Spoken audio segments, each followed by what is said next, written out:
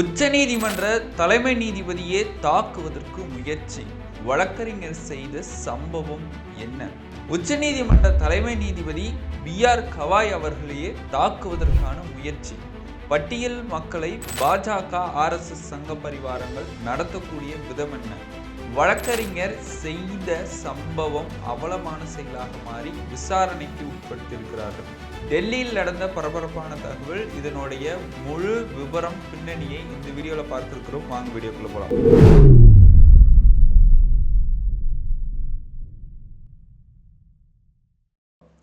கோபாசை நண்பர்களுக்கு வணக்கம். நான் உங்கள் சின்னது. அரசியல்களம் தொடர்ந்து பேசுவோம், உண்மையை உறக்க சொல்வோம். நம்முடைய சேனலை மறக்காம சப்ஸ்கிரைப் பண்ணிக்கோங்க, உங்க நண்பர்களுக்கு ஷேர் பண்ணிருங்க. இந்த வீடியோவை ஃபுல்லா பார்த்துட்டு உங்களுடைய கருத்துக்களை மறக்காம கமெண்ட் பாக்ஸில் தெரிவிச்சிருங்க.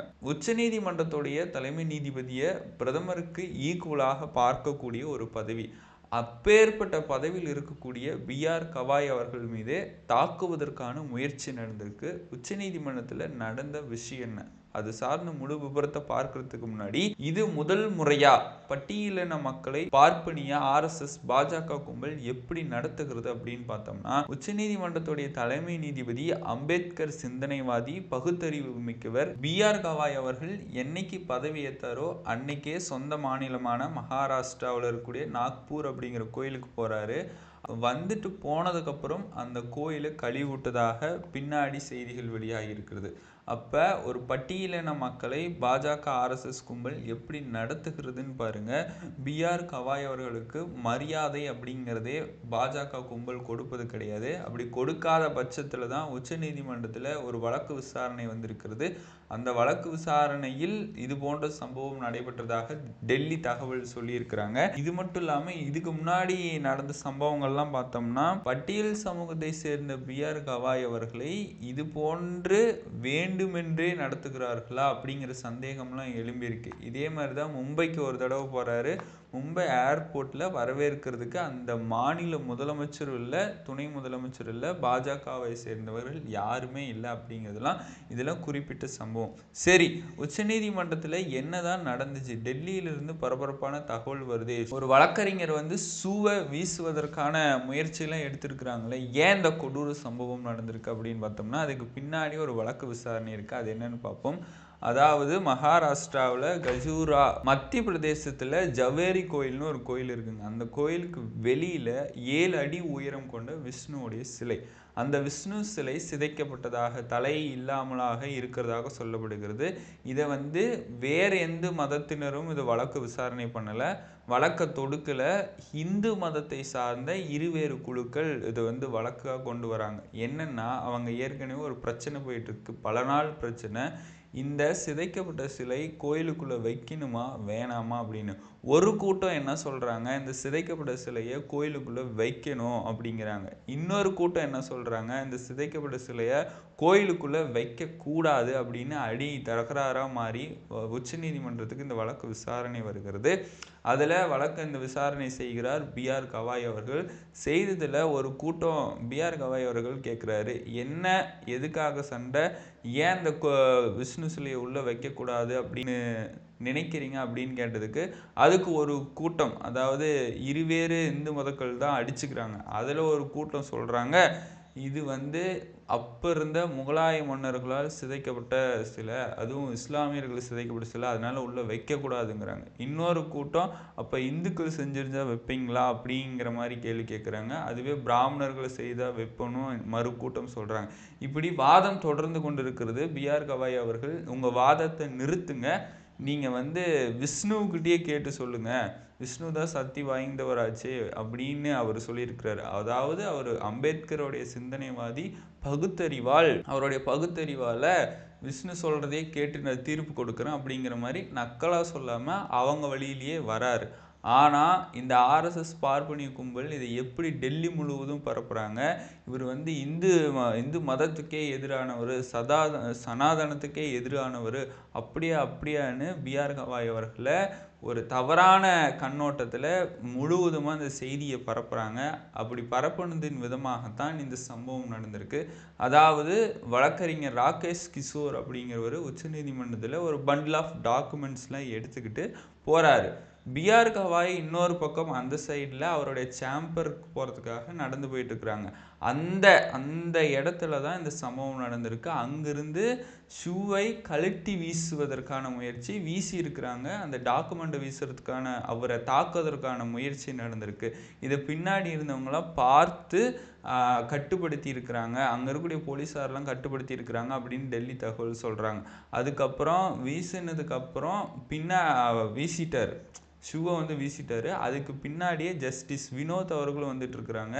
இவர் போய் யார் ராகேஷ் கிஷோர் வினோத்துக்கிட்ட போய் சொல்கிறாரு, நான் உங்களை தாக்கிறதுக்கான முயற்சி செய்யலை, பிஆர் கவாய் அவர்களை தாக்கிறதுக்கான முயற்சி செஞ்சேன். ஆனால் அந்த ஜஸ்டிஸ் வினோத்தும் பார்ப்பனிய கும்பலை சேர்ந்தவர், வழக்கறிஞர் ராகேஷ் கிஷோரும் ஆர்எஸ்எஸ் பார்ப்பனிய கும்பலை சேர்ந்தவர்னு அங்கே இருக்கக்கூடிய உச்சநீதிமன்றத்துடைய வழக்கறிஞர் காஸ்ட்ரோ அவர்களே பதிவிட்டிருக்கிறாரு. இந்தியா டுடேல இது ரிப்போர்ட் ஆயிருக்குது. அப்படியாக பார்க்கின்ற பொழுது பார்ப்பனிய கும்பல்கள் ஆர்எஸ்எஸ் கும்பல்லாம் பட்டியலின மக்களை எப்படி நடத்துறாங்க அப்படிங்கிறதுக்கு உதாரணம். இப்படி வேணுமென்னே வன்மத்தை வைத்து கொண்டு பிஆர் கவாய் மேல இந்த ராகேஷ் கிஷோர் ஷூவை வீசி இருக்கிறாரு. அதாவது இந்தியாவுடைய பிரதமருக்கு ஈக்குவலாக பார்க்கப்படுகின்ற உச்ச நீதிமன்றமும் உச்ச நீதிமன்ற தலைமை நீதிபதி மேலேயே இப்படி ஒரு தாக்குதல் நடத்துறாங்கன்னா மற்றவர்கள் மேல எப்படி தாக்குதல் நடத்துவாங்க, பட்டியல் இன மக்களை எப்படி இந்த பாஜக கும்பல் நடத்துவாங்க அப்படிங்கிறதுக்குள்ள இந்த உதாரணம். இதை வன்மையாக கண்டிக்கிறோம். ஏன்னா பிஆர் கவாய் அவர்கள் ஒரு பகுத்தறிவோட அம்பேத்கர் சிந்தனைவாத, அவர் பதவி ஏற்கின்ற பொழுது அம்பேத்கர் சிந்தனையாளர், பகுத்தறிவு மிக்கவர்னு அவருடைய தீர்ப்புகள் எல்லாம் படித்து பார்த்தா அந்த அளவுக்கு இருக்கும். அவரு மேல எப்படி ஷூவை வீச முயற்சி பண்ணிருக்கலாம், விசாரணை வேண்டும். அவர் மேல விசாரணை போயிட்டு இருக்கு.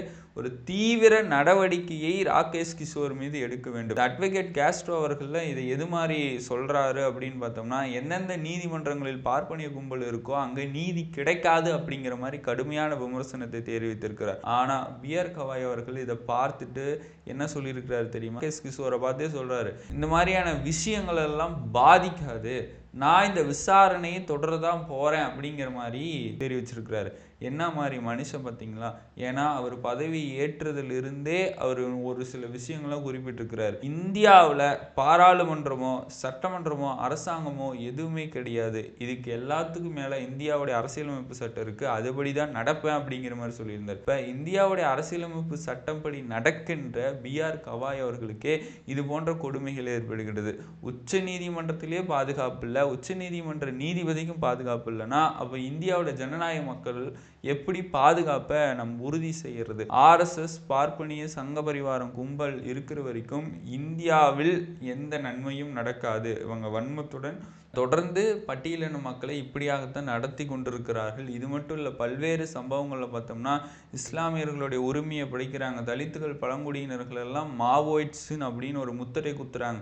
இது போன்ற சம்பவங்கள் தொடர்ந்து நடக்குதுன்னா இந்தியாவில் அதே பிஆர் முல்லை முள்ளால் எடுன்னு சொல்லுவாங்க, பிஆர் கவாய் அவர்கள் தான் இது போன்ற சம்பவங்களில் ஈடுபடுவங்க மேலே முழு நடவடிக்கை எடுத்து அவங்களுக்கு தக்க தண்டனை வழங்க வேண்டும். ஏன்னா இந்தியாவுடைய அரசியலமைப்பு சட்டத்தை கடைபிடிக்கிற பிஆர் கவாய் அவர்களுக்கே இது போன்று நிகழ்குதுன்னா மற்றவர்களுடைய நிலைமையை நினைத்து பாருங்க. ஆனால் பிஆர் கவாய் மேலே ஷூ வீச முயற்சி செய்த ராகேஷ் கிஷோர் அவர்கள் மேலே தக்க தண்டனை எடுக்க வேண்டும், நடவடிக்கை எடுக்க வேண்டும்னு எதிர்ப்புகள் தொடங்கி இருக்கு. இந்த சம்பவத்து குறித்து வழக்கறிஞர் காஸ்ட்ரோ அவர்கள்லாம் பல கருத்துக்களை பதிவு பண்ணியிருக்கிறாரு. உச்சநீதிமன்றத்துடைய வழக்கறிஞராக இருக்கக்கூடியவர் தான் காஸ்ட்ரோ. அவர் இன்னும் ஒரு சில விஷயங்களை சொல்றாங்க. இந்த ஆர்எஸ்எஸ் பார்ப்பனிய கும்பல் என்ன பண்றாங்கன்னா அரசியல்வாதிகளோட கையில் காலில் விழுந்து நீதிமன்றங்களில் பதவி பிடிக்கிறத சொல்றாங்க. அப்படி பதவியை பிடிச்சிட்டு அவங்களுடைய அதிகார வர்க்கத்திற்காக அவங்கள யாரு பாஜக ஆர்எஸ்எஸ் மாதிரியான அமைப்புகளுக்காக வேலை செய்கிறார்கள் அப்படின்னு சொல்றாங்க. ஆனா இது எந்த அளவுக்கு உண்மைன்னு தெரியல. இதெல்லாம் தகவல் அறிந்த வட்டாரங்களிலிருந்து வரக்கூடிய தகவலாக இருக்கிறது. ஆனால் பிஆர் கவாய் அவர்களுக்கு நடந்த இந்த கொடுமையான சம்பவத்தை இந்திய மக்களே கண்டிக்கிறோம். இந்தியாவுடைய உச்ச நீதிமன்ற தலைமை நீதிபதி அவர்களுக்கு இது போன்ற சம்பவம் நடந்தது, இது போன்ற சம்பவங்கள் இனிமேலும் நடக்கக்கூடாது. அவரோட அம்பேத்கர் இந்தியாவோட அரசியலமைப்பு சட்டத்தை இயற்றின தந்தை வழி வந்த மகனாகத்தான் நம்ம பார்க்கணும். இந்திய மக்கள் போராட்டம் வெடிக்கணும். ராகேஷ் கிஷோர் அவர்கள் மேலே ராகேஷ் கிஷோர் மேலே நடவடிக்கை எடுக்க வேண்டும் அப்படின்னு தான் எல்லாரோடைய கோரிக்கையாகவும் இருக்கிறது. தொடர்ந்து பொறுத்திருந்து பார்ப்போம் இந்த வழக்கு எதை நோக்கி நகர்கிறது என்று. ஜெய் ஹிந்த். மீண்டும் ஒரு அரசியல் களத்தில் நான் உங்களை சந்திக்கிறேன். அதுவரை உங்களிடமிருந்து விடைபெறுவது நான் உங்கள் சின்னா.